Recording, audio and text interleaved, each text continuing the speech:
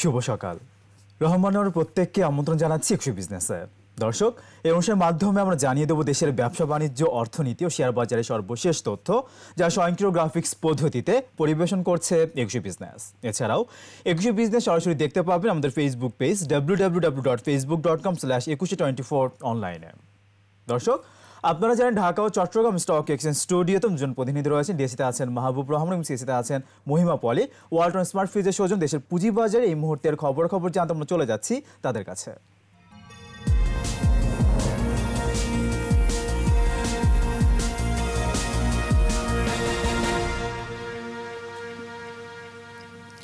রহমান রনু, আপনাকে ধন্যবাদ। যথাসময় শুরু হয়েছে ঢাকা স্টক এক্সচেঞ্জের লেনদেন। এখনো পর্যন্ত 30 মিনিট অতিবাহিত হয়েছে লেনদেনের। দেখা যাচ্ছে ডিসির প্রধান ইন্ডেক্সটি দিনের শুরু থেকে পজিটিভ অবস্থানে রয়েছে। এই মুহূর্তে দেখা যাচ্ছে 60 পয়েন্ট পজিটিভ অবস্থান করছে। লেনদেন ছাড়িয়েছে এখনো পর্যন্ত 132 কোটি টাকা। যে কটি প্রতিষ্ঠানের মধ্যে লেনদেন হচ্ছে তাদের মধ্যে 161টি প্রতিষ্ঠান দর বৃদ্ধি পেয়ে লেনদেন হচ্ছে, অন্যদিকে 21টি প্রতিষ্ঠান দর হারিয়ে লেনদেন হচ্ছে। দিনের এই মুহূর্তে টপ ট্রেডে যে প্রতিষ্ঠানগুলো অবস্থান করছে তাদের মধ্যে দেখা যাচ্ছে বেক্সিমকো রয়েছে প্রথম অবস্থানে। এখনো পর্যন্ত 23 কোটি টাকা লেনদেন করেছে এই প্রতিষ্ঠানটি। পরবর্তী অবস্থানগুলোতে রয়েছে বেক্সিমকো ফার্মা, রয়েছে ব্যাট বিসি, রবি, লঙ্কা বাংলা ফাইন্যান্স, মীর আক্তার এবং এনার্জি প্যাক পাওয়ার। এদিকে শতাংশের দিক দিয়ে সবচেয়ে বেশি দর বৃদ্ধি পেয়ে যে প্রতিষ্ঠানগুলো লেনদেন হচ্ছে তাদের মধ্যে শ্যামপুর সুগার মিল রয়েছে প্রথম অবস্থানে 9.97% দর বৃদ্ধি পেয়েছে এখনো পর্যন্ত এই প্রতিষ্ঠানটি। গত কার্যদিবসে সর্বশেষ 39 টাকা 10 পয়সা দরে লেনদেন হলে এই মুহূর্তে 43 টাকা দরে লেনদেন হচ্ছে এই প্রতিষ্ঠানটি। দ্বিতীয় অবস্থানে অবস্থান করছে গোল্ডেন সন, 7.69% দর বৃদ্ধি পেয়েছে। Bangladesh national insurance company limited রয়েছে তৃতীয় অবস্থানে। এছাড়া পরবর্তী অবস্থানগুলোতে রয়েছে ম্যাক্সোনি স্পিনিং, রয়েছে সোনালী আঁশ, বেক্সিমকো ফার্মা এবং লঙ্কা বাংলা ফাইন্যান্স। এদিকে শতাংশের দিক দিয়ে সবচেয়ে বেশি দর হারিয়ে যে প্রতিষ্ঠানগুলো লেনদেন হচ্ছে নাভানা সিএনজি তাদের মধ্যে রয়েছে প্রথম অবস্থানে। এই মুহূর্তে 34 টাকা 20 পয়সা দরে লেনদেন হচ্ছে প্রতিষ্ঠানটি। এছাড়া পরবর্তী অবস্থানগুলোতে দেখা যাচ্ছে ইনটেক অনলাইন রয়েছে তালুই স্পিনিং, সালভো কেমিক্যাল, রয়েছে PHP first mutual fund, Titas gas এবং আমরা নেটওয়ার্ক। তো এই ছিল ঢাকা স্টক এক্সচেঞ্জের এই মুহূর্তের খবরাখবর। এখন চট্টগ্রাম স্টক এক্সচেঞ্জের এই মুহূর্তের খবরাখবর জানতে চলে যাব সিএসসি স্টুডিওতে। সেখানে রয়েছেন মহিমা পলি। ধন্যবাদ মাহবুব রহমান আপনাকে। জানিয়ে দেব চিটাগং স্টক এক্সচেঞ্জের খবরাখবর। এবং আমরা দেখতে পাচ্ছি লেনদেনের আধা ঘন্টা পরে সূচকে কিছুটা মিশ্র প্রবণতার মধ্য দিয়ে লেনদেন চলছে চিটাগং স্টক এক্সচেঞ্জে, এবং ঠিক আধা ঘন্টা পরে 3,73,00,000 টাকা লেনদেনের মধ্য দিয়ে লেনদেন চলছে চিটাগং স্টক এক্সচেঞ্জে। এবং বেশিরভাগ প্রতিষ্ঠানের যদিও এখনও পর্যন্ত দর বেড়ে লেনদেন চলছে। 33টি প্রতিষ্ঠানের শেয়ারের দর বেড়েছে, দর হারিয়েছে 20টি। টাকার অঙ্কে লেনদেনের শীর্ষে অবস্থান করা প্রতিষ্ঠানগুলোর মধ্যে আজকে আমরা দেখতে পাচ্ছি যে রবির অবস্থান প্রথমেই রয়েছে টপ ট্রেডের তালিকায় 41 টাকা 10 পয়সায় লেনদেন হচ্ছে। দ্বিতীয় অবস্থানে থাকা ব্যাট বিসির লেনদেন হচ্ছে 1495 টাকা দরে।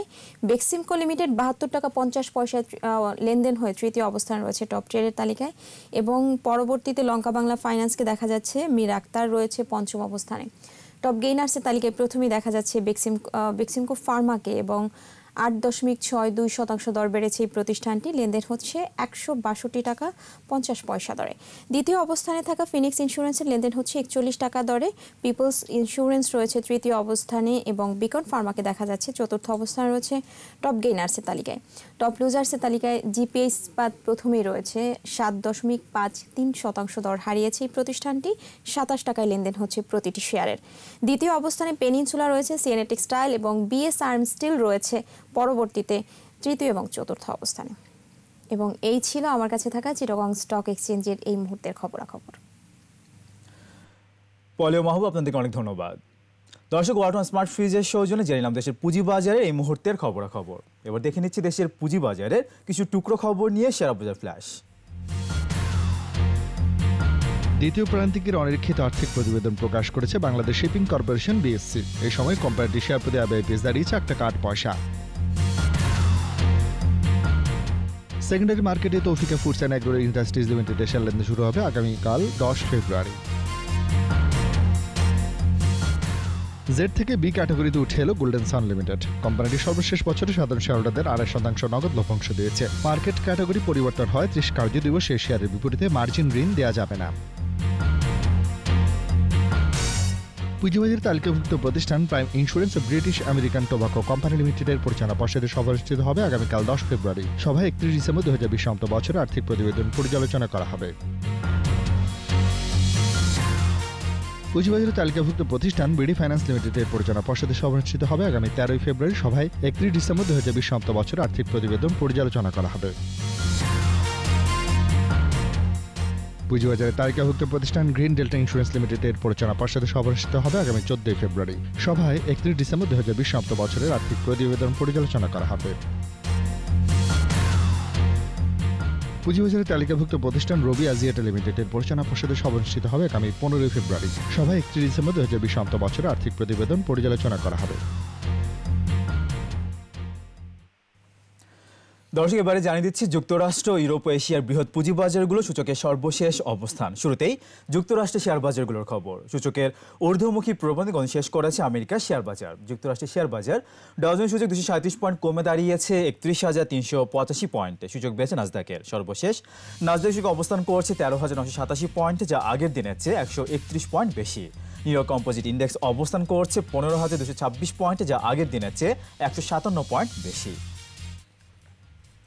ইউরোপের পুঁজিবাজারের খবর। সূচকের ঊর্ধ্বমুখী প্রবণতা শেষ করেছে ইউরোপের প্রধান পুঁজিবাজার। যুক্তরাজ্যের FTSE 100 ইন্ডেক্স 34 পয়েন্ট বেড়ে অবস্থান করছে 6,523 পয়েন্টে। বেড়েছে জার্মানি শেয়ার বাজার ড্যাক্সের সূচক।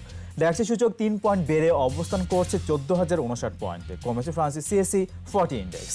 এটি 26 পয়েন্ট বেড়ে অবস্থান করছে 5,686 পয়েন্টে।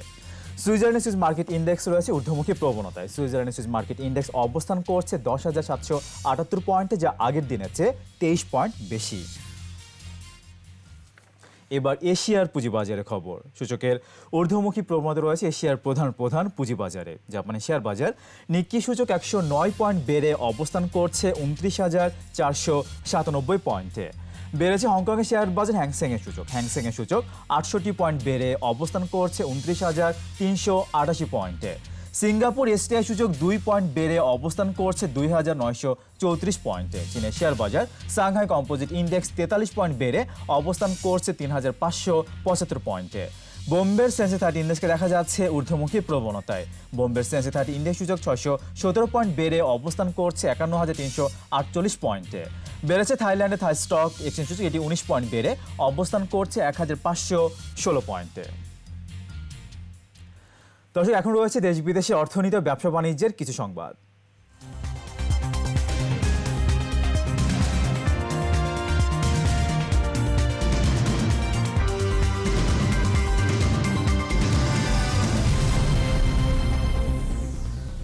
করোনার মধ্যেও 10টি সূচকে সংস্কার হয়েছে। তবে বিনিয়োগ বাড়াতে বিশ্বব্যাংকের ইজ অব ডুইং বিজনেস সূচকে আরও ভালো করতে হবে।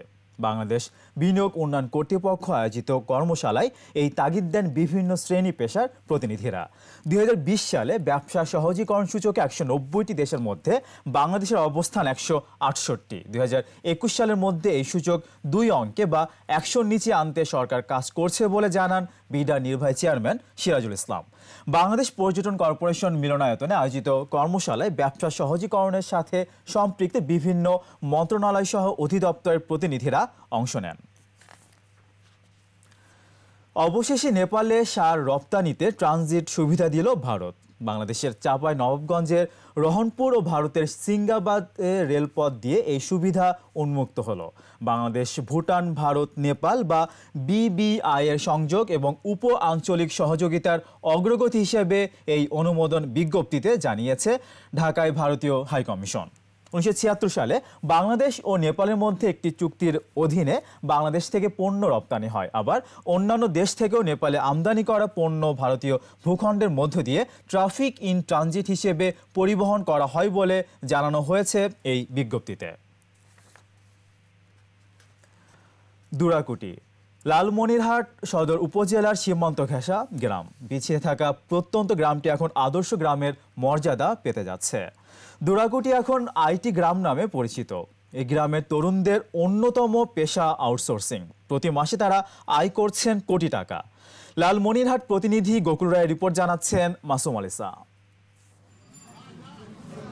দুরাকুটি গ্রামের শিক্ষিত তরুণ তরুণীরা এখন আর বেকার নয়। প্রযুক্তি নির্ভর আউটসোর্সিং এখন তাদের আয়ের উৎস। প্রধানত গ্রাফিক্স ডিজাইনের কাজ করছে তরুণরা। ঘরে বসেই কাজ, তাই করোনাকালেও থেমে নেই কর্মীর হাত। দুরাকুটি গ্রামের আকলিমা আক্তার আখি, কলেজ ছাত্রী জান্নাতুল ফেরদৌসী ও শিক্ষিত গৃহবধূ মাকসুদ আক্তারের জীবন গল্প বদলে দিয়েছে আউটসোর্সিং। 1 মাসে 1,99,000 টাকা কামাই করছি। কোনো মেয়ে যেন থেমে না থাকে, আমার মতো সবাই যেন চেষ্টা করে ঘরে বসে থাকে কিছু করে আর্ন করার।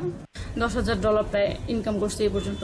এটা এতটা ইজি কাজ যে এটা মেয়েরা ঘরে বসেই করতে পারতেছে। সংসার সামলে আমি চাকরি থেকে মোটামুটি অনেক ভালো ইনকাম করতেছি। গ্রামের শিক্ষিত যুবকরাও আর চাকরির সন্ধান করছেন না। মান্থলি গেল আমার $1,000 প্লাস ইনকাম হয়। বাবার মতে এখন পর্যন্ত আমি খুব ভালো একটা অবস্থানে আছি। সংসার থেকে শুরু করে ব্যক্তিগত সবকিছু মেনটেন করতে পারছি খুব সহজে ইনশাআল্লাহ ফাইনান্সিয়ালি। এটা খুব ইজি একটা বিষয়, কিন্তু প্যাশনেট থাকতে হবে। যারা আমরা ফ্রিল্যান্সিং করি তারা সৎভাবে উপার্জন করি এবং সৎভাবে সেই টাকা দিয়েই জীবিকা নির্বাহ করি। বদলে যাওয়া দুরাকুটির প্রাণ জাহাঙ্গীর আলম সরকার 2014 সালে শুরু। এ পর্যন্ত বিনামূল্যে আইটি প্রশিক্ষণ দিয়েছেন হাজারের অধিক তরুণ তরুণীকে, যুক্ত করেছেন আউটসোর্সিং এর কাজে। আমরা কিন্তু ইন্টারন্যাশনালি বিজনেস করছি। গ্রামে বসে থেকে আমি কি আমার বিজনেস কিন্তু রেজিস্ট্রেশন ইউএসএ এবং ইউকেতে। তো এবং অলরেডি আমাদের কিছু এমপ্লয়ি আছে যারা হচ্ছে দেশের বাইরে থেকে কাজ করছে আমাদের সাথে। আমরা চাইলেই হচ্ছে যে কোনো দেশের সাথে বিজনেস করতে পারি। দুরাকুটির মানুষের দাবি গ্রামটিতে একটি ইনস্টিটিউশন প্রতিষ্ঠার। Masuma Lisa, 21 television. দর্শক, এবার নিচ্ছে একটা বিরতি। বেলা 1:30 আবার ফিরে আসবো বিজনেসে আরো আয়োজন নিয়ে। আমাদের সঙ্গে থাকুন।